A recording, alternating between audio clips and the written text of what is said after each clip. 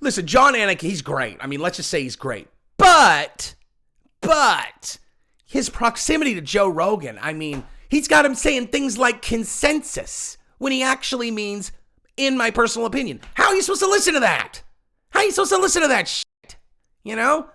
I mean, Jesus, don't you know that consensus means more than one person? It means everyone agrees. It doesn't mean your opinion, dude. Consensus means collective opinion, dude. Okay, dude? Jeez. You've been hanging out with Rogan so much, you forgot what consensus means. It's like, is this really how you're listening to the fucking commentary? Like, seriously, is this seriously how you're listening to the commentary? Oh my God, babe, come here. Get in here. She's all, I don't care. I don't give a fuck. Come here. Come on. Get in here. Listen to this. Listen to what he said. Listen to what he said. She's all, let me guess. He said consensus again. He said consensus again. Is that what consensus means? It's not, is it? Come here, sit on my lap. She's like, I'm not sitting on your lap. Come on, babe, sit on my lap.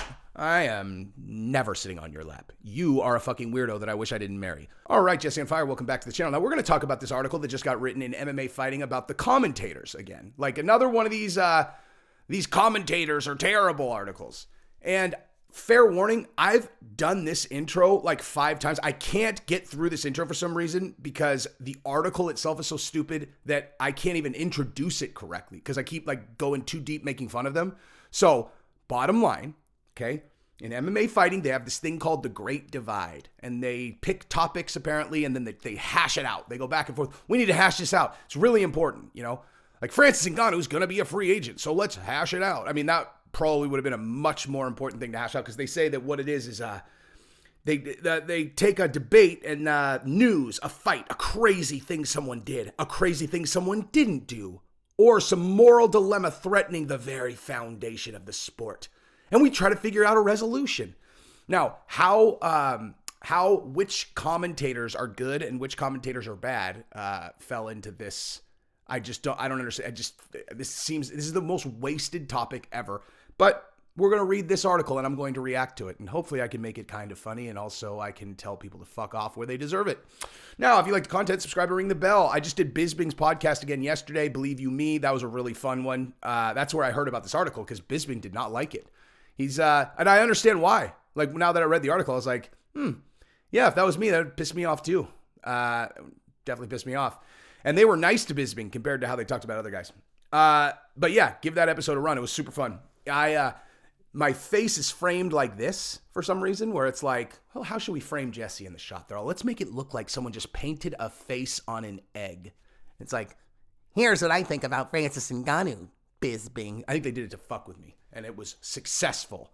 But anyway, the episode was super fun. Give it a run. We're almost at 50,000. Thank you guys for the continued support. Let's do this thing. Okay, so again, I don't understand this at all. I don't understand. I watch fights because I love fights. Generally speaking, as it relates to a commentator, unless they just fundamentally do not have any idea what they're talking about, which is none of them. I mean, none of the guys that are commentators are lacking in, martial arts experience or martial arts knowledge. So if it's not that, the only thing that's, you could kind of be critical of is if someone is ridiculously biased sometimes. The only critique I ever heard of Rogan where I was like, okay, I can at least understand why someone would have been upset if they interpreted it the way that they're interpreting it was about Israel Adesanya versus Jan Blachowicz. And they were like, oh, Rogan was being super biased towards Izzy. Now, I don't even know if that's true. I was live streaming during that, so I wasn't even listening to the commentary. But I can at least understand why, if a commentator is being super biased, you could be like, dude, listen how biased this is.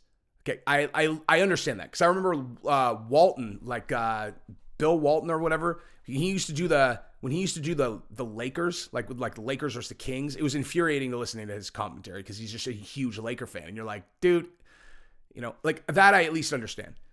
All the rest of this stuff, the way that they approached it is just, okay. So we're going to just read it. So let's just do that, okay?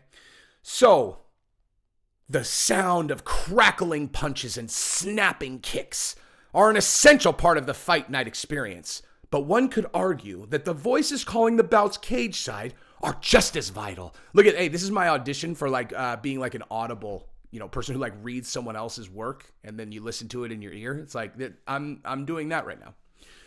It's indisputable that the two-man commentary duo of Joe Rogan and Mike Goldberg played a massive role in boosting the popularity of the UFC during the promotion's boom period in the 2000s. Their words and catchphrases still tied to numerous highlights that are replayed constantly to this day. However, these days, Rogan only works pay-per-views, which he will do this weekend at UFC 270 alongside John Anik and Daniel Cormier. Goldberg is a free agent again after a run with Bellator, and the UFC has made three-man commentary teams the new normal. What an intro. Wow, wow, wow. Okay, so I'm going to take a pause real quick. So someone said to me, hey, do you want to be a UFC journalist the other day? Like, hey, so something about that, like something about me being a journalist. And I was like, first of all, don't fucking call me a journalist. No, that's not how I see myself. I'm not a fucking journalist. And they're like, well, what are you then? I was like, I'm a personality or something. Maybe an analyst, but mostly like a personality. Like I'm a person who loves the sport and likes to talk about it. I like to hear about things. I like to hear rumors and talk about them. I like to read articles and make fun of people. Like I don't think people watch me because I'm breaking stories for the most part. I'm not, and also I'm not doing shit like critiquing the duo that's, unless they do such a fucking terrible job that it's like, Jesus Christ, man. You think that guy like smoked like fucking 8 pounds of weed before that thing or 9? Like what the hell was he doing? Okay. Like unless it's so overt, but like this kind of like nitpicking everything, that's what journalists do, That's why I'm not a fucking journalist. As I nitpick their fucking article. Oh, the hypocrisy is real. All right. So it now typically falls upon either Anik or Brandon Fitzgerald to steer the ship while accompanied by MMA greats like Cormier, Michael Bisping, Dominic Cruz, and Paul Felder. But what combination has worked the best over the past few years, and what have us making strategic use of the mute button? Okay, anyone who's ever muted a UFC because they're like, I can't listen to this commentary anymore. It's terrible. Did you hear what he said about that leg lock? I mean, geez, that's not even a leg lock. This guy doesn't know anything about anything. I can't listen to it. Give me the mute button. Jesus, I can't do it. It's terrible. You have never hit mute. Or if you have, you're a fucking weirdo, dude. Weirdo. In this edition of The Great Divide, Alexander K. Lee and Jed Misha give their take on the best current commentating trio, the worst, and who they'd like to see sit at the desk if anything was possible. Hey, spoiler alert, they chose Lauren Sanko. They want Sanko at the desk. So she's great. Something tells me that their judgment is clouded by being social justice feminists. I'm just kidding. Actually, I mean, she's great. But Laura Sanko, I'm confused what she would be bringing to the table that the current people aren't. Like, what's she bringing to the table they're not? Anyway, I think everybody's good, including her. Okay, so the best. Misha says, let's acknowledge right off the bat that being an MMA commentator is an extremely difficult job. I agree. Let's do that. And then if you start talking shit about how people approach the job, then maybe let's refer back to this part. Instead of, the thing about like anything you say before the word but, just disregard it though. Let's just take a second and say that being a commentator is a really tough job. But you're all, I just disregarded everything you said. You know how mommy teaches you to do that? And you know how like anyone with like 5 brain cells can recognize when a person's doing a thing. Like they're just like, I want to talk shit, I want to talk shit with a smile. So I want to look like I'm being objective. So what I'm going to say is I'm going to say a thing that seems to be empathetic about the people I'm about to shit on. So let's just say that, being a commentator is really, really tough. But those frat guys that are just kind of out there having a good time, making a lot of money, Joe Rogan, Daniel Cormier, I can't really put my finger on it, and I just don't like them. I don't like guys like that. And Dominic Cruz, I don't like him either. I don't like these fucking guys, man. I'm a journalist, okay? I'm a fucking journalist. Anyway, speaking for 6 hours straight is tough regardless of the topic. I can do it pretty easily. And doing so in ways that is expected to enhance the customer experience while also not stepping on any toes, like tap dancing on a slack line. Oh. That's why there are only a handful of people in the world who are any good at it. Fortunately, some of them currently work for the UFC. Jon Anik is legitimately great at his job. He's not perfect, and his proximity to Joe Rogan over the years has caused him to adopt some bad tendencies, namely his infuriating habit of incorrectly using the word consensus. Jesus Christ, when what he really means to say is, in my personal opinion. But in the nuts and bolts of play-by-play, he nails it. Okay, so this is fucking perfect. Okay, we're barely even into the article, and this is the shit that they're picking. They're all, listen, Jon Anik, he's great. I mean, let's just say he's great. But his proximity to Joe Rogan, I mean, he's got him saying things like consensus when he actually means, in my personal opinion. How are you supposed to listen to that? How are you supposed to listen to that shit? You know? I mean, Jesus, don't you know that consensus means more than one people? More than one person? It means everyone agrees. It doesn't mean your opinion, dude. Consensus means collective opinion, dude. Okay, dude? Jeez. You've been hanging out with Rogan so much, you forgot what consensus means. It's like, is this really how you're listening to the fucking commentary? Like, seriously, is this seriously how you're listening to the commentary? Oh my God, babe, come here. Get in here. She's all, I don't care. I don't give a fuck. Come here. Come on. Get in here. Listen to this. Listen to what he said. Listen to what he said. She's all, let me guess. He said consensus again. He said consensus again. Is that what consensus means? It's not, is it? Come here, sit on my lap. She's like, I'm not sitting on your lap. Come on, babe, sit on my lap. I am never sitting on your lap. You are a fucking weirdo that I wish I didn't marry. Jesus. Well, you know, I mean, at least I understand the difference between opinion and consensus. I mean, geez. Come on, baby, come here. Never again. You are an uptight weirdo. But in the nuts and bolts of play-by-play, he nails it. He makes his reads without stepping on the action. He gives the color team room to breathe, and he accents the biggest parts of the night well. Any best commentary trio should include him.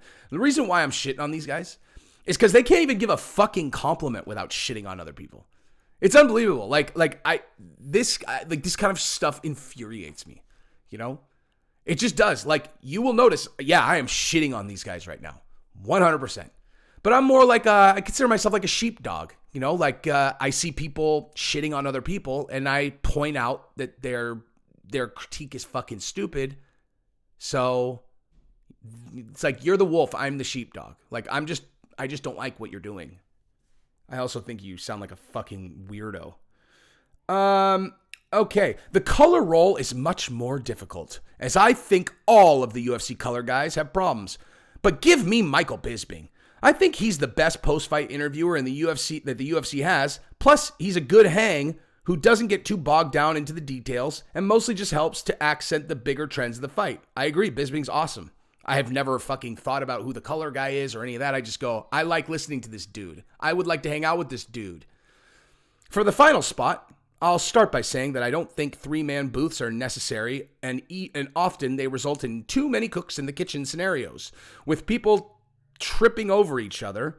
But if we're going to have a third, let's round it out with Paul Felder. I like Paul Felder, and he seems like a guy who prepares and takes his job seriously. You see, you could just say nice things about people, dude. It can be done. He's engaging and convivial. But he doesn't overdo it and is pretty good about not inserting himself into the action too much, which makes him optimal for a three-man booth. Wow. That was quite a few compliments mixed between your bag of shit. Okay, now Lee responds with, you definitely can't go wrong with Anik, Bisping, and Felder, but allow me a slight twist on that winning formula, if you will. Sub out Bisping and throw in the double champ, Daniel Cormier. True, I've been highly critical of Cormier's commentary. Let's just say I echo some of the sentiments of Dominic Cruz, who was not afraid to call out his co-workers' shortcomings as bluntly as possible. Yeah, like a complete fucking prick. Okay, Bisping validated to me yesterday that was 100% real. That was fucked up. That was, you know what? I'm going to take this moment to give the perfect analogy for what Dominic Cruz did. Okay, I love Dominic Cruz. I think he is one of those guys that like errs on the side of like conflict comes a little bit too naturally to him, where you're like, hey, dude, like there is a maybe there's like this level of not congeniality, like agreeableness that is actually a good thing, right? Like as an example, what he did. So let's say you have a coworker, right? And they kind of dropped the ball a little bit in your last presentation or your last 3 presentations, right? And you got 2 options. One, you can pull them into a room by yourself and you can go, listen, man, I'm just going to be straight with you because I think you deserve it. And I like to talk man to man to people. We didn't do as well as we could have in the last 3 presentations. And that's because of you. Okay. You're not doing research. I can tell. I get it, dude. You're really talented. You got a bulletproof reputation around here. No one's ever going to fire you. So you think you can do whatever you want and you can be lazy. And I'm telling you, I notice a difference in your job performance. So what I need from you is I need for you to pretend like you don't have the world by the balls and just do a little bit of research. Okay. I'm not asking you to do like what I do. I do an enormous amount of research, which makes me resent the fact that you do none, but maybe just a little bit, like maybe just a little bit. So you're not looking over my shoulder just to even be able to figure out how to pronounce a guy's name. Okay. Can we do that? Okay. That's a man-to-man talk. Now, Cormier might get mad and he might say, well, you know, you're kind of a hard ass. I don't really like your tone, but at least, you know, you came to me straight man to man, right? So that'd be one way to handle it in your company. The other way would be like if you waited until there was a company all hands and every single person in the company was sitting in a meeting and you were like, I'd like to take a moment real quick. Can I have the floor? And they're like, sure. Here you go. It's your turn to talk. It's like, well, I could talk about anything right now. But what I've chosen to talk about is I want to talk about this guy, Daniel, who is one of the counterparts of my presentations. And recently I've noticed he's not doing any preparation. He's not doing any preparation, you know, like I'm working my ass off. He's not doing any preparation. So I just want to let the entire company know that we didn't do as well as we could have. And it's because of him. Okay. So listen, tough love, man. I just figured I'd call you out in front of the entire company. Okay. Like one of those is like appropriate. The other one is like, what the fuck's wrong with you, dude? Why wouldn't you just pull them aside in a room? Now, if he'd done that multiple times before, then whatever. But, yeah. Like I said, I respect Dominic Cruz. I think he's awesome. But that was fucked up, what he did. And, you know, I don't even remember what my original point was. But anyway, I've always appreciated Daniel's genuine love of the game and unbridled enthusiasm. The latter can sometimes get in the way of him doing his job properly. But that's what Anik and Felder are there for. When you have true pros like that on hand, they can keep Cormier in check while emphasizing his strengths. I love how there now is just a correct answer of what a commentator is supposed to be. That's actually what this is. Okay? Like that's what this is. It's this fucking pedestal looking down at the commentators. Who the fuck are you to look down on these guys and tell them what's good and what's bad? Like seriously.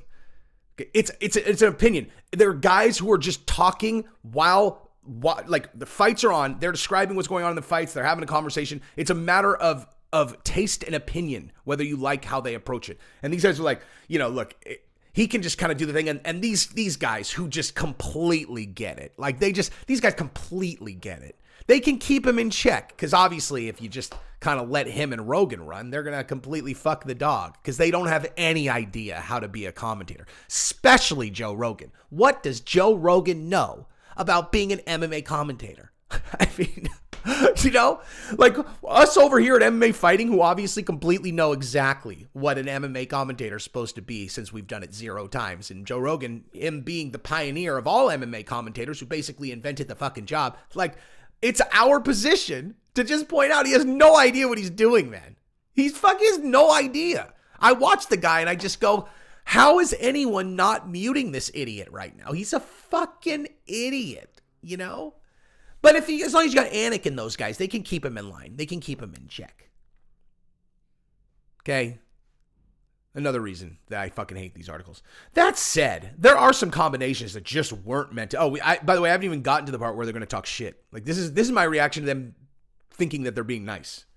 That said, there are some combinations that just weren't meant to be, no matter how talented the individual parts are. And yes, I'm referring to this past weekend's UFC Vegas 46 combination of Brandon Fitzgerald, Dominic Cruz, and Michael Bisping. Ooh, all three bring plenty of good to the commentary desk on any given night, whether it be Fitzgerald's chummy exuberance, Cruz's on-point analysis, and Bisping's more carefree color commentating style. However, the truth is that Cruz and Bisping have what could kindly be described as a negative chemistry when they're working together. Cruz and Bisping are like oil and water, with Cruz consistently determined to drive his comments home regardless of how quickly the action shifts in the cage, while Bisping is more inclined to let what's in front of him dictate his next thoughts. Who fucking cares, dude? Who cares? When those two philosophies, oh my God, Jesus. It's philosophies is what the root. I just said wow, that is embarrassing. These guys, if they wanted to fuck with me back, feel free to pull that fucking moment. They're like, hey, idiot, you can't even read, okay? Philosophies is the word. When those two philosophies collide, it's just not pleasant to listen to, resulting in a broadcast with little flow or even memorable sound bites. And if you don't have sound bites coming out of every single one, then why even watch the fights? That's what I'm looking for when I watch the fights. Fucking sound bites, dude. Give me the sound bites, color commentators. Give me the sound bites. And Fitzgerald, as strong as a voice as he is, struggles to make heads or tails of their exchanges, just like the rest of us watching at home. Again, I feel like you're focusing on the wrong things, dude. Okay? When you're watching the fights, what you should be focused on are the fucking fights. Okay? Like, if you're seriously watching the fights and going, my God, hey, babe, get in here. I'm busy. Get in here. This is serious this time. Come here. Come on. She's like, don't love you. I don't know why I married you. Huh? Nothing. What did you want? So check this out. Listen to this next part. Listen to Dominic Cruz still trying to hammer his point home about last round, and Bisping is trying to talk about the current state of the leg lock that he tried to secure a second ago. Listen to it. Listen, he's talking about transitions, and he's still talking about the previous round. Listen to that. It's like oil and water, vinegar and ice. They do not mix. It's terrible. She's like, what? What'd you say? It's terrible. Listen to their commentary. They don't go together. She's all, what? I'm making a point that she's all, hang on, hello? Yeah, I can be over there later. Who's that? It's not my boyfriend. It's not my side piece. Go ahead, keep telling me your super interesting story about, these two guys talking about two different things. Come on, tell me about it. Don't ask me to get on your lap. I'm going to get on his lap. I'm going to go get on his lap right now. Anywho, there's no questioning the knowledge and expertise that Cruz and Bisping have, but until they learn to complement one another as opposed to repeatedly stepping on each other's toes, I'm hoping that we don't see this trio back cage side again unless it's absolutely necessary. Yeah. Because if I see them at the commentary table again together, I feel like I'm just going to turn it off. I'm not listening to these fucking guys. I'm not doing it. Mishu, I'm with you in that the Cruz and Bisping tandem simply doesn't work, but I'll do you one better. I hope we don't see Cruz back at all as a commentator.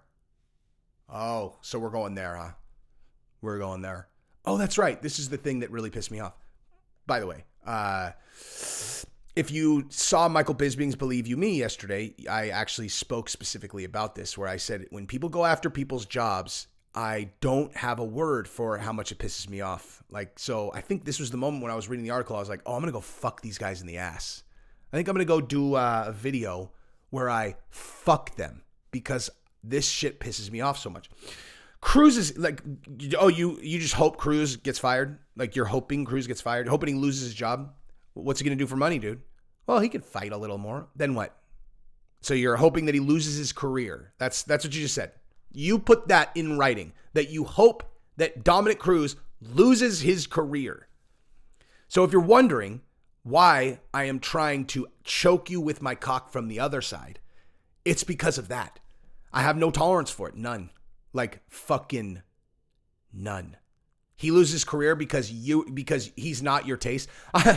Listen, anyway, Cruz's commentary is a mirror of the trash talk, which at his peak, at the peak of his powers, was among the best in the game. It's well-researched, knowledgeable, and biting. But that is all. I will give them credit. This is a well-written article, at least. But that is also why he is such a chore to have to listen to for 7 hours. It's like watching the fights with a guy who has $1,000 down on the outcome. Only for Cruz, that outcome is everyone should fight exactly like me because I'm a genius. And if they don't, then they are idiots. Oh, amazing self-awareness, bro. Like really, amazing self-awareness. As you write an article about, hey, babe, come here. Babe, come here. Look at this. Look at how they're commentating. Yeah, it's like this guy thinks that if you don't do it his way, everybody's an idiot. It's like if this fucking guy right here, if you don't do it the way he likes, then you're an idiot. Can you fucking believe that, babe? She's like, yeah, I'm gonna drink it tonight, baby. What's that? Yeah, I know, it's unbelievable. Yeah, there's nothing about that sounds anything like you or like what you're actively doing right this second. I lost my spot. So, where was I? God damn it. Oh, yeah, he's an idiot. Okay. And even when he is complimentary, there isn't any real enthusiasm behind it because that's not who Cruz is. A good commentator needs to pass the have a beer with them test, and Cruz fails miserably. Keep Dom on the desk as an analyst, where he is among the best in the world at the gig. But the HABWH test, so what the have a beer with him test, isn't the only thing a commentator needs to pass to be good, as my second choice for the team shows. Daniel Cormier is an enthusiastic and engaging dude, but he seems like a cool guy to grab a drink with. But 7 drinks over the course of a full night? That's a bridge too far. Hey, something tells me never going to be a thing you have to be concerned about. I have a feeling you are never going to hang out with Daniel Cormier for a full 7 beer course, you know? Something about one of you probably would be down for that and the other one wouldn't, right? Like I have a feeling if you got invited to have 7 beers with Daniel Cormier, you would probably be excited to go. And I feel like if someone was like, hey, Daniel, do you want to sit down with this guy and have 7 beers? He'd be like, I think I have something to do. So I don't think you're gonna have to worry about that at all. I can forgive Cormier's lack of research, though it really is a bad look. But worse than that for me is his over-enthusiasm. This is my favorite part of the article. I can't stand enthusiasm. You know, if a guy's really passionate, really gets excited about the outcome of a fight, just get out of here, man. Seriously. Because we don't want it too dry like Dominic Cruz. I mean, we don't want it to be that dry. But also, don't you dare get too excited. Don't you dare get too excited. Babe, come here. Get in here. Look at this shit. Every time something cool happens, you got Rogan and you got Daniel Cormier jumping out of their chair screaming. Can you believe that? She's like, what did you say? I was just looking at Daniel Cormier and Joe Rogan and wishing I was married to someone that was more excited about life. But you were saying what? They're so over enthusiastic. I mean, it's just embarrassing. I'm going to get to the part that's the most. Cormier has fallen into the Mike Goldberg habit of treating every moment as the most thrilling thing to ever happen. This is better than Cruz's hardline stoicism, but there have been plenty of times that Cormier's inability to let a moment speak for itself has tempered my enjoyment. Most notably, his famous Thug Rose. Maybe one of the best moments in fucking commentating history, by the way. Okay? Let me just inject myself, just since you're saying that the Thug Rose moment hurt your enjoyment. Okay? That's pathetic, dude. I'm just gonna throw that. That's pathetic. Thug Rose was that's the best thing ever. Thug Rose, one of the biggest upsets of all time. I bet on her to win that fight, by the way. I think it was plus 540. Get off me. Wins by first round knockout, right?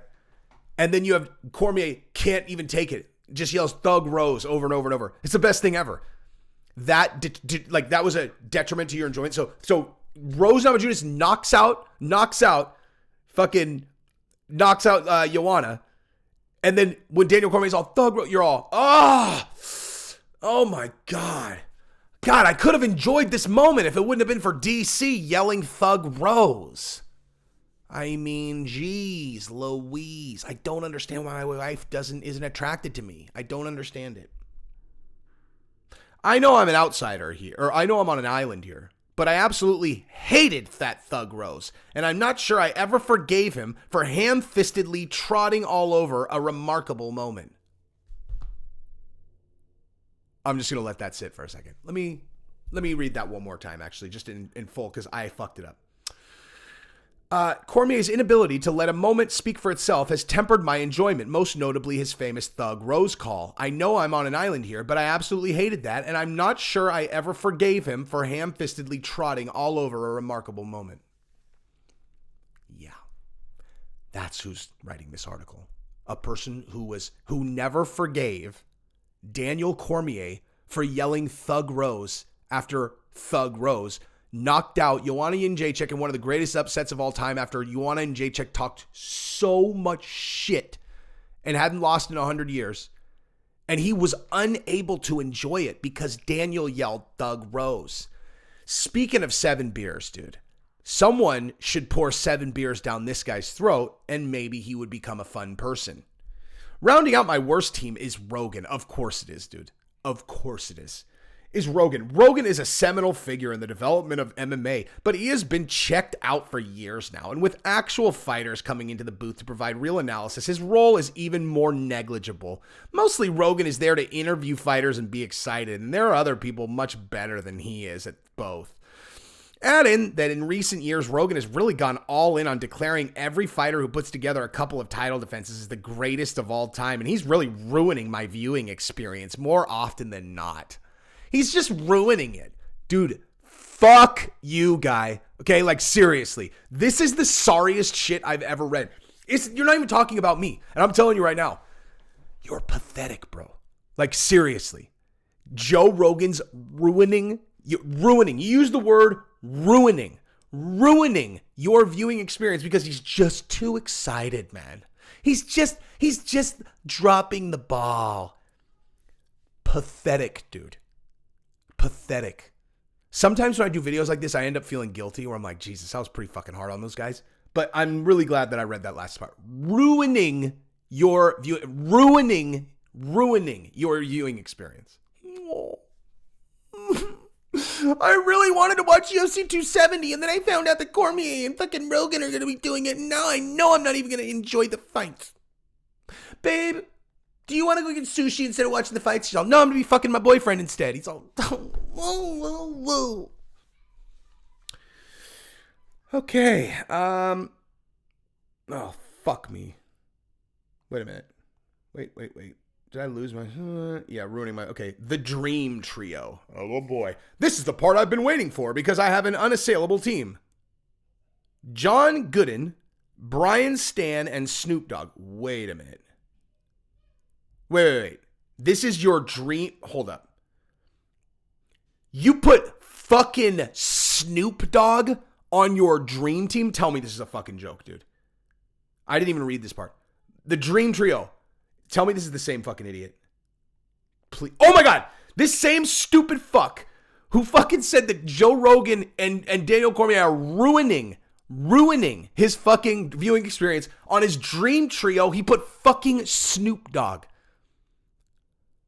Okay, I love Snoop Dogg. We're talking about MMA commentating. And as a matter of fact, I have nothing negative to say about Snoop Dogg. You just can't say Rogan and fucking Cormier are ruining your experience and then drop Snoop Dogg on your fucking dream team, okay?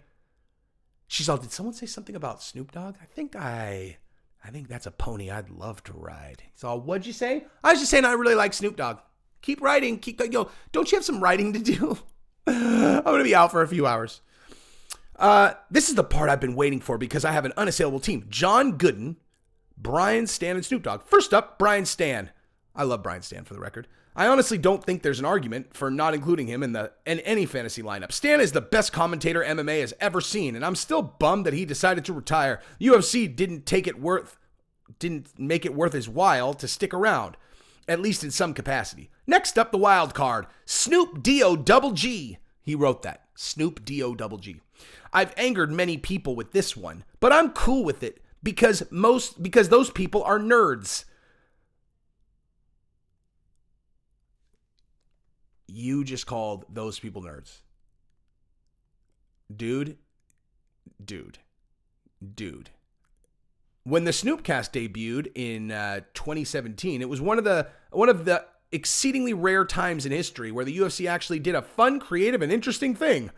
Of course, fans and fighters quickly crapped all over it because Snoop knew practically nothing about fighting. But I found the absurdity and the rugged frankness of all of it rather refreshing.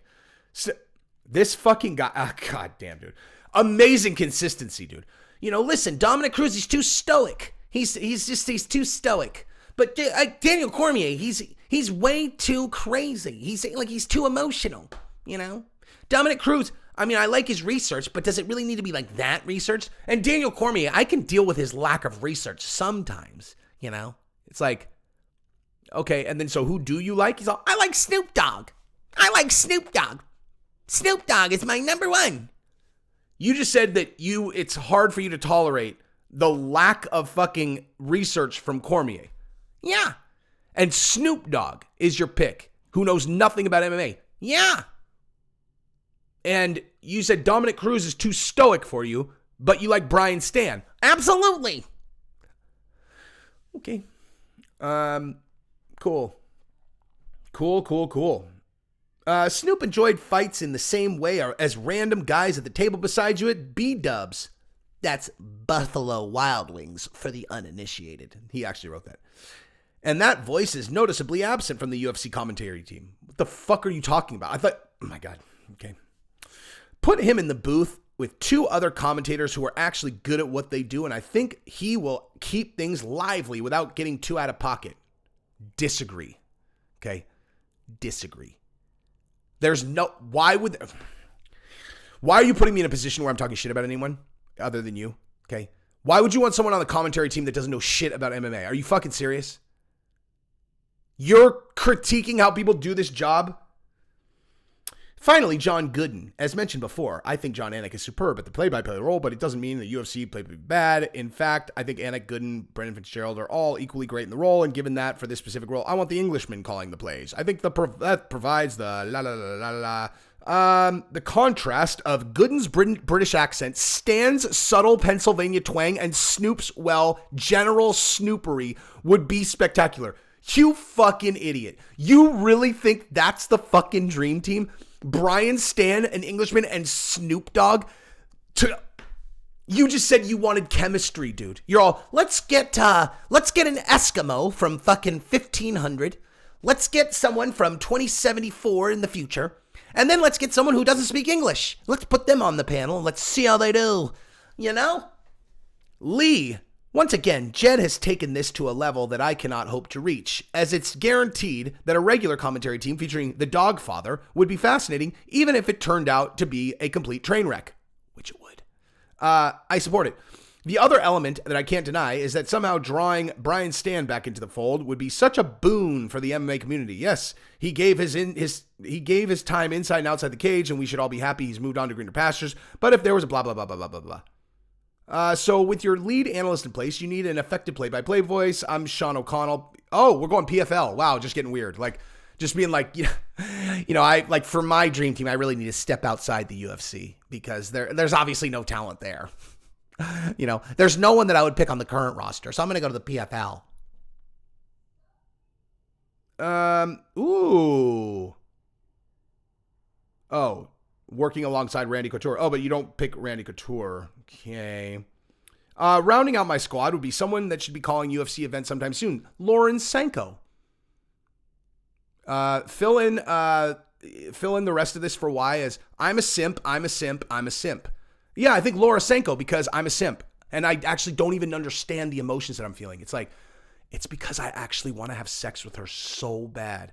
that it's clouding my brain, and I'm a male feminist. So when I see a girl that I want to have sex with, I convince myself it's not me wanting to have sex with her, and I convince myself it's her talent that I like. She is so talented, and I, Jesse, am not saying she's not talented. I'm saying that this simp motherfucker doesn't even realize that the reason why his brain is all mush for her is not because he's so taken with her talent versus anyone else's. It's because he's like, oh my God, my pee-pee feels funny. It feels funny. I don't know why. She's so talented. She is so talented. And she is talented. But simp boy, get off her jock, dude. No one ever got a piece of anything simping other than the, privilege of giving them money and compliments. So congratulations. You could probably do both. Anyway, that's probably what I got. It's a 40-minute video of me shitting down these guys' throats. I don't love you guys. Peace.